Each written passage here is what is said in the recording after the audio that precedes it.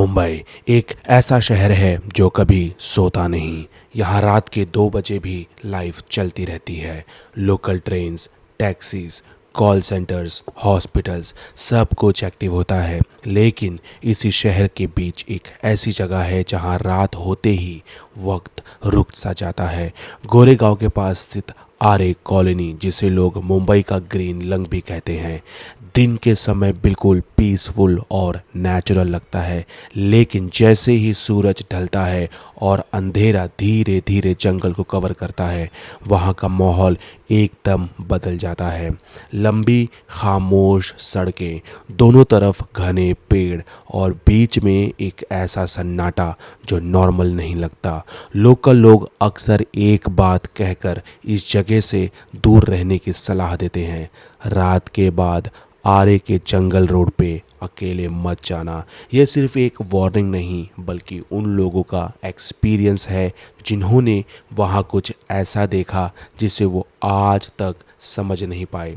आज की कहानी भी एक ऐसे ही इंसान की है जिसका कहना है कि उस रात जो उसने देखा वो ना सिर्फ उसकी ज़िंदगी का सबसे डरावना पल था, बल्कि एक ऐसा सच था जिसे वो आज तक इग्नोर नहीं कर पाया। 2017 की बात है। रोहित, जो मुंबई के एक कॉल सेंटर में काम करता था, अपनी नाइट शिफ्ट रूटीन के लिए काफ़ी हैबिचुअल हो चुका था।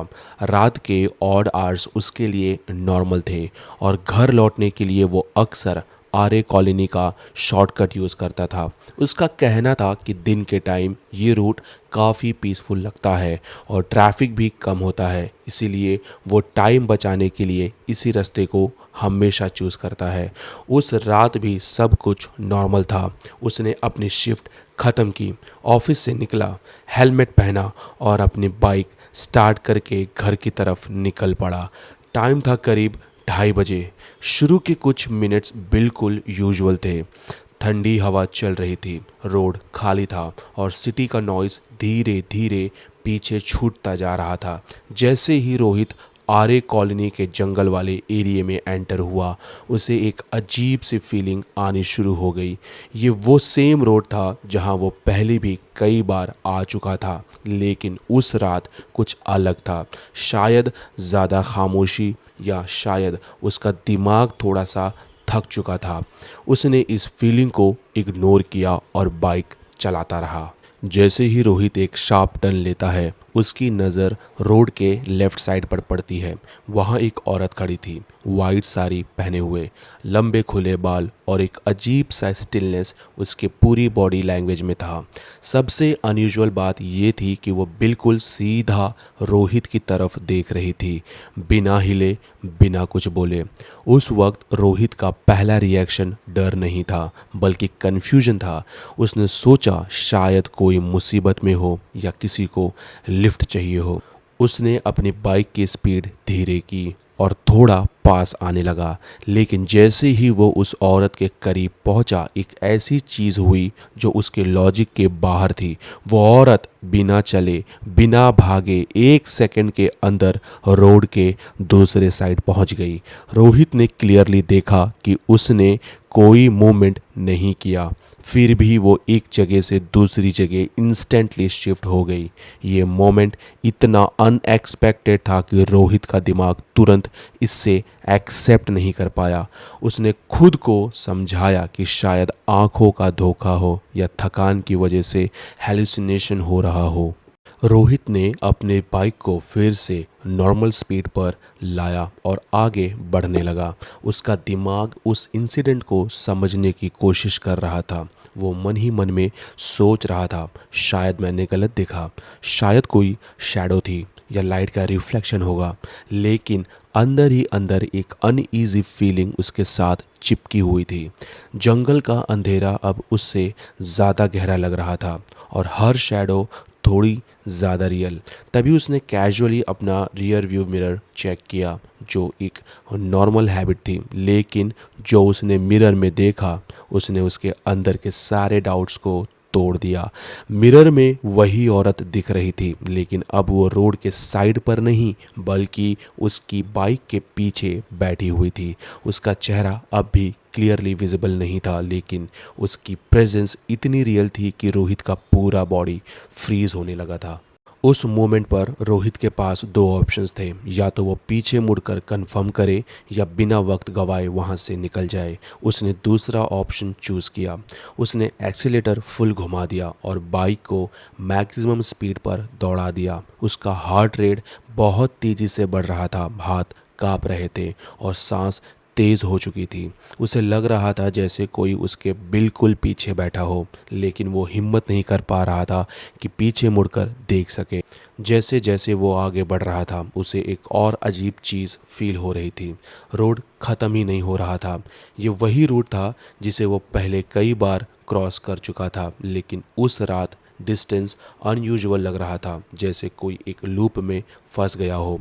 तभी उसकी बाइक की स्पीड धीरे धीरे कम होने लगी, बिना उसके कंट्रोल के, जैसे कोई इनविजिबल फोर्स उसे रोक रहा हो। इसी बीच उसने अपने कान के बिल्कुल पास एक हल्की सी आवाज़ सुनी।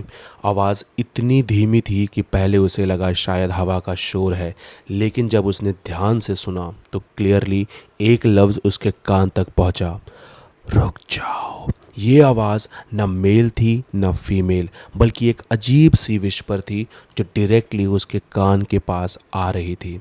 इस मोमेंट पर रोहित का डर अपने पीक पर था। रोहित ने फाइनली हिम्मत जुटाई और एक सेकंड के लिए पीछे मुड़कर देखा। उसने एक्सपेक्ट नहीं किया था कि वो औरत वहाँ होगी, लेकिन बाइक बिल्कुल खाली थी। उस मोमेंट पर एक सेकंड के लिए उसे रिलीफ मिला। उसने सोचा शायद वो बच गया, लेकिन जैसे ही उसने अपनी नज़र साइड में घुमाई, उसका वो रिलीफ तुरंत ख़त्म हो गया। रोड के साइड पर वही सेम औरत फिर से खड़ी थी, इस बार पहले से ज़्यादा पास और बिल्कुल स्टिल।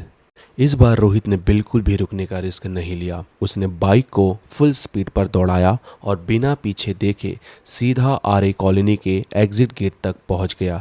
जैसे ही वो जंगल एरिया से बाहर निकला और नॉर्मल सिटी लाइट्स के एरिया में आया, उसे सडनली सब कुछ नॉर्मल फील होने लग गया। ना कोई आवाज़, ना कोई प्रेजेंस, जैसे जो कुछ भी हुआ वो सिर्फ उस जंगल के अंदर तक सीमित था। अगली सुबह रोहित ने अपना एक्सपीरियंस ऑफिस के सिक्योरिटी गार्ड के साथ शेयर किया। उसे लगा कि शायद लोग उसका मजाक उड़ाएंगे, लेकिन गार्ड का रिएक्शन अनएक्सपेक्टेड था। उसने बिना सरप्राइज हुए रोहित की बात सुनी और सिर्फ एक लाइन बोली, तुमने उसे देखा? जब रोहित ने हाँ में जवाब दिया तो गार्ड ने बताया कि वो पहला इंसान नहीं है जिसे ये एक्सपीरियंस हुआ है। इस रूट पर पहले भी कई लोगों ने एक वाइट साड़ी वाली औरत को देखने का क्लेम किया है। लोकल लोगों के हिसाब से सालों पहले इस एरिया में एक औरत का एक्सीडेंट हुआ था जो रात के टाइम लिफ्ट मांग रही थी। तब से लेकर आज तक लोगों का कहना है कि वो औरत कभी रोड के साइड दिखती है, कभी गाड़ी के अंदर और कभी सिर्फ एक शैडो के रूप में महसूस होती है। कुछ लोग इसे सिर्फ एक अर्बन लेजेंड मानते हैं, लेकिन कुछ लोग कहते हैं कि ये एक ऐसी रियलिटी है जिसे इग्नोर नहीं किया जा सकता। आरे कॉलोनी आज भी मुंबई का एक इम्पॉर्टेंट ग्रीन जोन है, लेकिन रात के बाद वहाँ जाना लोग आज भी अवॉइड करते हैं।